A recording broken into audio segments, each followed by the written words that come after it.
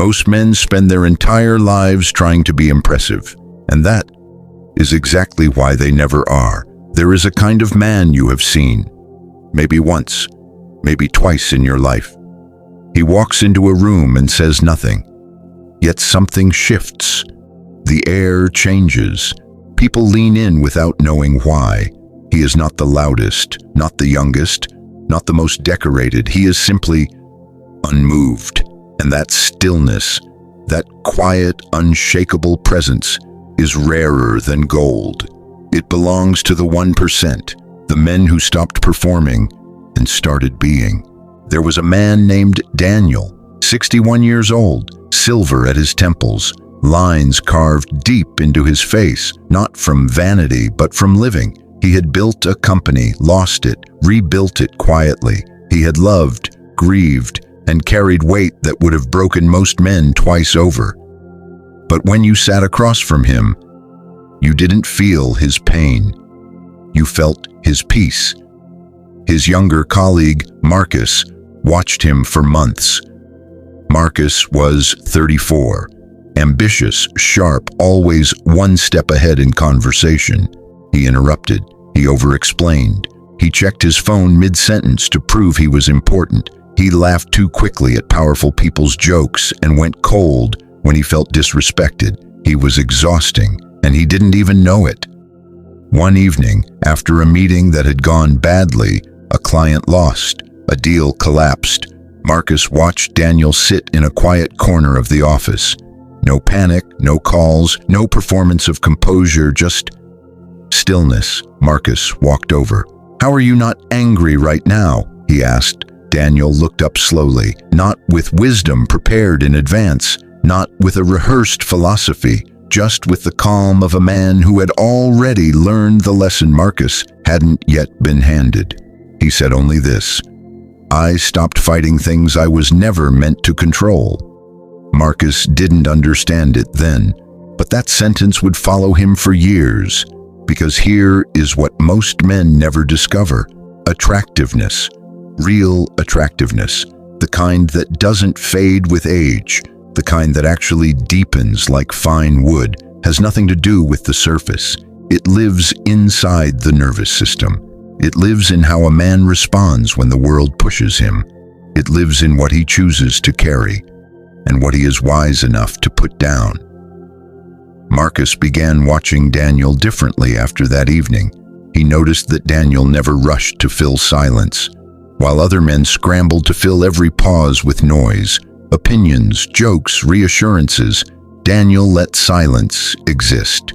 He was comfortable in it, and somehow that comfort made everyone around him more comfortable too. He noticed that Daniel never sought validation after speaking. He said what was true, and then he was finished. He did not scan the room for approval. He did not soften the truth to be liked. He was not performing. He was present. He noticed that Daniel had no interest in proving his past. Younger men referenced their achievements constantly, dropping them into conversation like anchors, desperate to be taken seriously. Daniel rarely spoke about what he had done, only about what he was doing now, what mattered now. And in that one habit, that quiet refusal to live backward, Daniel appeared more alive than men half his age. The Stoics understood something the modern world has almost entirely forgotten. They called it the dichotomy of control. There are things within your power, your thoughts, your response, your values, your effort. And there are things outside your power, outcomes, opinions, time, loss, other people's choices. Most men spend their whole lives bleeding over the second category while neglecting the first entirely. They are furious about what was said about them, consumed by what they did not receive, hollowed out by a past they cannot enter and a future they cannot guarantee. And all of this, every drop of that suffering, is self-inflicted. Not by life, by perception. The Stoic philosopher Epictetus was once a slave. He owned nothing. He could control nothing of his external world, and yet he became one of the freest men who ever lived. because he understood that his mind was a kingdom no one could enter without his permission. He wrote, "Men are disturbed not by the things that happen, but by the opinions about the things." Read that slowly, not the loss, not the insult, not the failure, the opinion about it. The story you immediately began telling yourself, the moment reality didn't obey your expectations. Daniel had not been born calm. He had arrived at it the same way all real things are built, through fire. He had been furious in his 40s, reactive, proud in the wrong ways.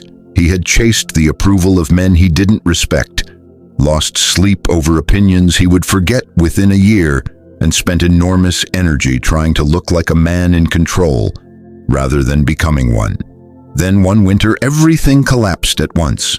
His business, a friendship he had trusted for 20 years, his health, briefly and terrifyingly, and in that collapse, in the rubble of a life he had constructed with so much effort, he found something unexpected.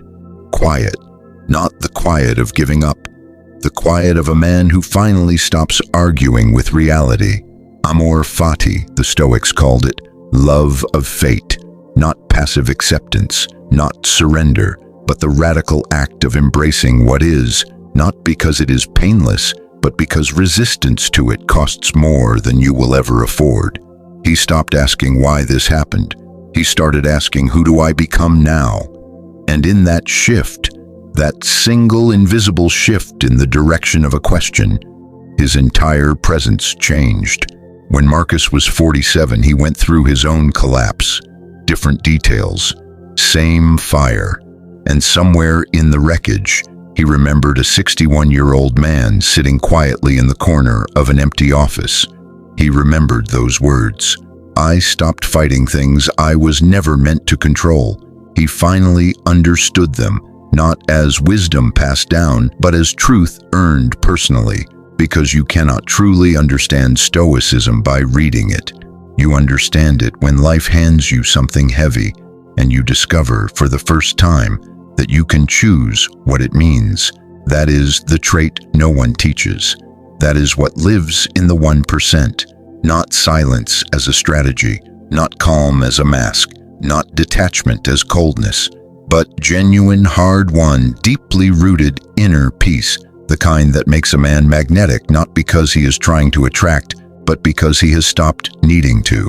There is a man somewhere watching this right now who is exhausted, not from work, not from life, from performing, from the constant invisible labor of managing how he appears, controlling how he is perceived, defending his past, protecting an image.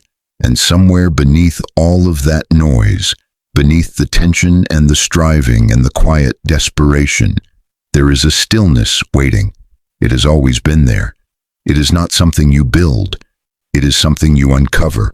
When you finally stop adding more armor and begin removing what was never yours to carry. The world did not change for Daniel. He did. And the day you stop fighting the river is the day you finally learn to swim. Control was never outside of you. It was always within. It always was.